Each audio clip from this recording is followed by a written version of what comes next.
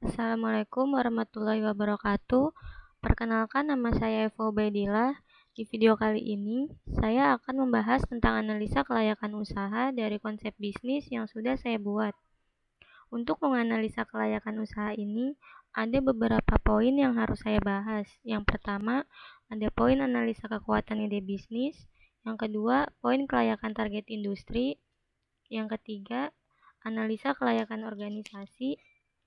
Dan yang keempat, kelayakan finansial. Kita mulai dari poin yang pertama, yaitu poin analisa kelayakan produk servis. Di poin ini terdapat subpoin, yaitu identifikasi tingkat diinginkan pasar terhadap produk jasa dan kelayakan target dan permintaan produk jasa disurvei langsung atau online. Untuk poin identifikasi tingkat diinginkan pasar terhadap produk jasa, terdapat beberapa subpoin lagi, yaitu yang pertama, mengambil keuntungan dari tren lingkungan. Untuk poin ini potensinya tinggi atau nilainya 1. Selanjutnya, menyelesaikan masalahnya. Potensinya tinggi, nilainya 1. Lalu mengatasi kesenjangan yang tidak terisi di pasar. Potensinya sedang, nilainya 0.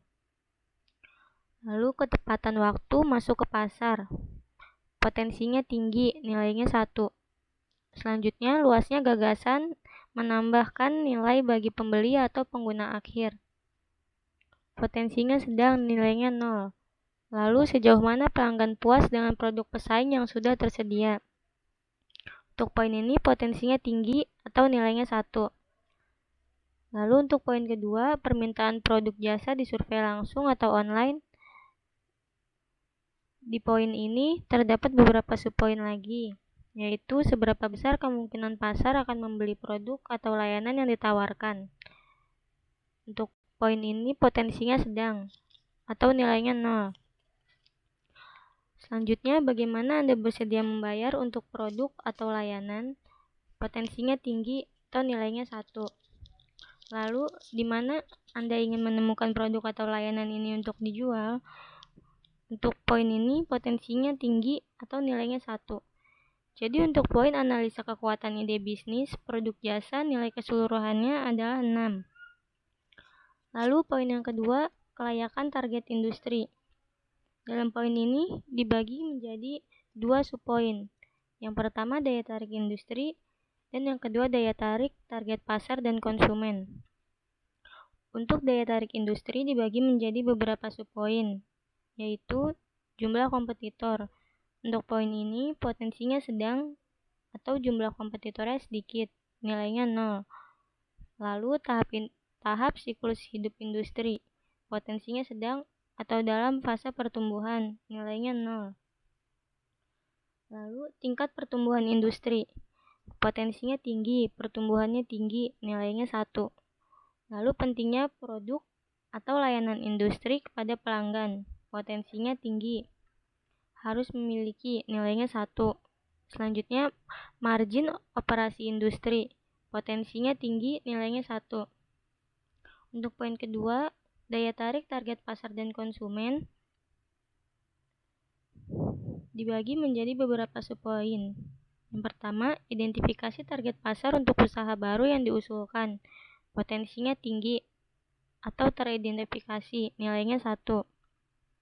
Lalu, kemampuan untuk menciptakan penghalang untuk masuk bagi pesaing potensialnya, potensinya sedang, mungkin atau mungkin tidak bisa menciptakan, nilainya 0. Lalu, daya beli pelanggan, potensinya sedang, nilainya 0. Selanjutnya, kemudahan membuat pelanggan sadar akan produk atau layanan baru, potensinya sedang, nilainya 0. Dan potensi pertumbuhan target pasar, potensinya tinggi, nilainya 1.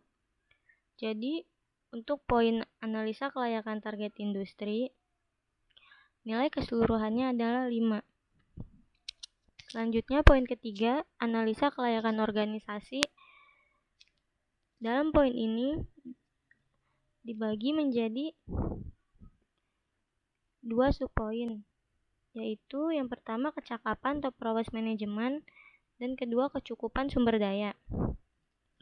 Untuk poin kecakapan proses manajemen dibagi menjadi beberapa subpoin lagi, yaitu pendiri atau pengalaman pendiri dalam industri, potensinya sedang, atau pengalaman sedang, nilainya 0. Lalu pendiri atau keterampilan pendiri berkaitan dengan produk jasa baru yang diusulkan. Untuk poin ini potensinya sedang atau keterampilannya sedang, nilainya 0. Lalu sejauh mana jaringan profesional dan sosial pendiri atau pendirinya di industri yang relevan, potensinya sedang atau nilainya 0.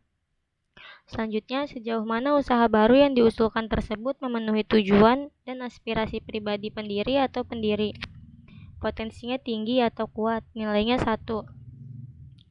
Lalu, kemungkinan tim bisa disatukan untuk memulai dan menumbuhkan usaha baru, potensinya tinggi atau sangat mungkin, nilainya 1. Untuk poin yang kedua, kecukupan sumber daya, ada 2 subpoin lagi, yaitu karyawan dengan kompetensi spesifik, potensinya tinggi atau nilainya 1. Lalu, perlindungan properti intelektual pada aspek kunci bisnis, ini tidak berlaku pada saat pemula. Untuk poin ini potensinya sedang atau nilainya 0. Lalu untuk poin keempat, atau analisa kelayakan finansial, dibagi menjadi 3 subpoin, yaitu total modal awal yang dibutuhkan, kinerja keuangan bisnis sejenis, dan daya tarik finansial keseluruhan. Untuk total modal awal yang dibutuhkan, dibagi menjadi beberapa subpoin, yaitu yang pertama modal ekuitas. Untuk poin ini potensinya tinggi atau nilainya 1. Lalu modal utang. Untuk poin ini potensinya rendah atau nilainya -1. Dan modal khusus, potensinya rendah dan nilainya -1. Selanjutnya, poin kinerja keuangan bisnis sejenis. Untuk poin ini ada beberapa subpoin, yaitu karakteristik ekonomi industri, potensinya tinggi atau nilainya 1. Lalu profitabilitas dan resiko saat ini. Untuk poin ini potensinya tinggi atau nilainya 1.